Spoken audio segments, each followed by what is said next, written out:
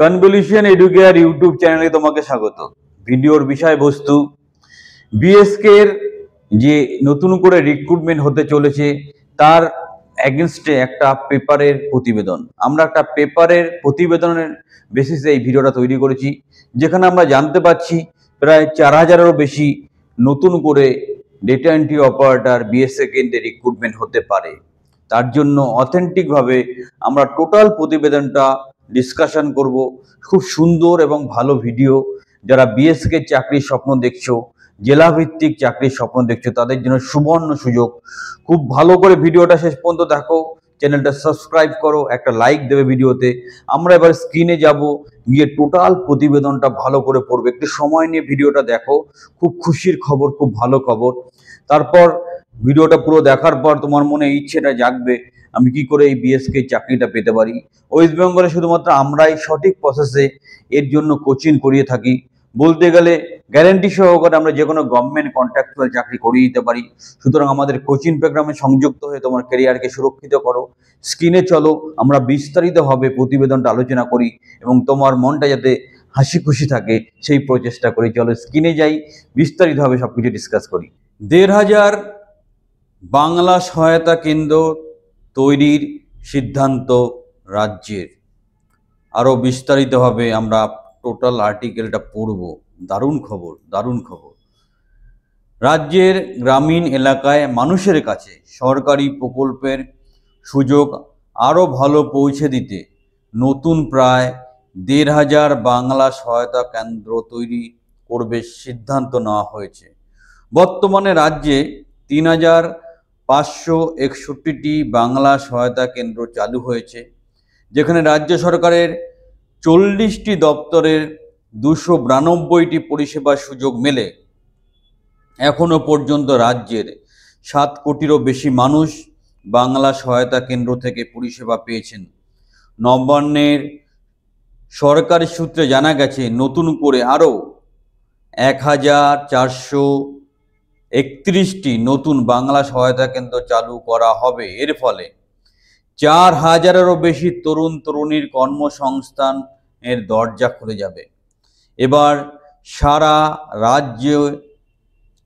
সারা রাজ্যে নিয়েছে মমতা বন্দ্যোপাধ্যায় সরকার। নতুন বাংলা সহায়তা কেন্দ্র চালু করার জন্য রাজ্য সরকারের তরফে জেলা প্রশাসনগুলোকে প্রয়োজনীয় পরিকাঠামো তৈরির নির্দেশ দেওয়া হয়েছে। ন্যূনতম যেসব সরঞ্জাম দরকার সেই সব আগেই পৌঁছে গেছে জেলায় জেলায়। এবার সেগুলো ঠিকমতো সাজিয়ে গুছিয়ে নির্দিষ্ট জায়গায় এই কেন্দ্র চালু করে দিতে বলা হয়েছে। বাংলা সহায়তা কেন্দ্র থেকে পরিষেবা প্রদানের হার দিনে দিনে বৃদ্ধি পেয়েছে রাজ্য সরকার। সম্প্রতি পুরসভার সম্পত্তি করও বাংলা সহায়তা কেন্দ্র থেকে জমা দেওয়ার সুযোগ করে দেওয়া হয়েছে, যার জেরে এবার থেকে পুরসভায় গিয়ে লাইন দিয়ে এই কাজ আর করতে হচ্ছে না পুরসভা এলাকার বাসিন্দাদের। পরবর্তী তাদের ভিড় বাড়বে বাংলা সহায়তা কেন্দ্রগুলোতে। এই বাড়তি চাপ এবং আগামী দিনের কথা মাথায় রেখেই রাজ্য সরকার নতুন করে 1431টি বাংলা সহায়তা কেন্দ্র চালু করার সিদ্ধান্ত নিয়েছে। কোন কোন জেলায় কতগুলো নতুন করে বাংলা সহায়তা কেন্দ্র চালু করা হবে সেই তালিকা প্রতিটা জেলার প্রশাসনের কাছে পাঠিয়ে দেওয়া হয়েছে। দেখানো যাচ্ছে যে সেখানে দক্ষিণ 24 পরগনায় 159টি বাংলা সহায়তা কেন্দ্র খোলা হবে। এটাই রাজ্যের মধ্যে সর্বাধিক।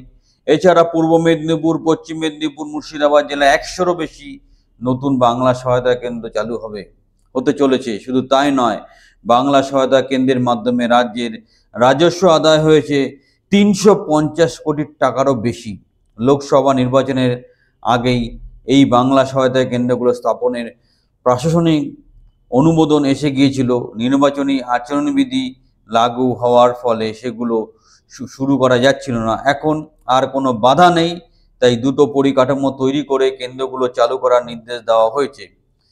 সব থেকে বড় কথা, এই নতুন বাংলা সহায়তা কেন্দ্রের জন্য 4000-এরও বেশি তরুণ তরুণীর কর্মসংস্থান খুলে যেতে চলেছে। খুব দ্রুত 4293টির মতো পদে লোক নেওয়ার বিজ্ঞপ্তিও আসতে চলেছে।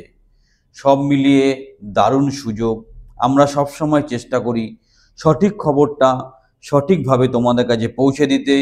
সঠিকভাবে প্রিপারেশন নাও, আমাদের কোচিংয়ে সংযুক্ত হও, তোমার বাংলা সহায়তা কেন্দ্রে চাকরি পাওয়ার স্বপ্নটা সম্পূর্ণ করো।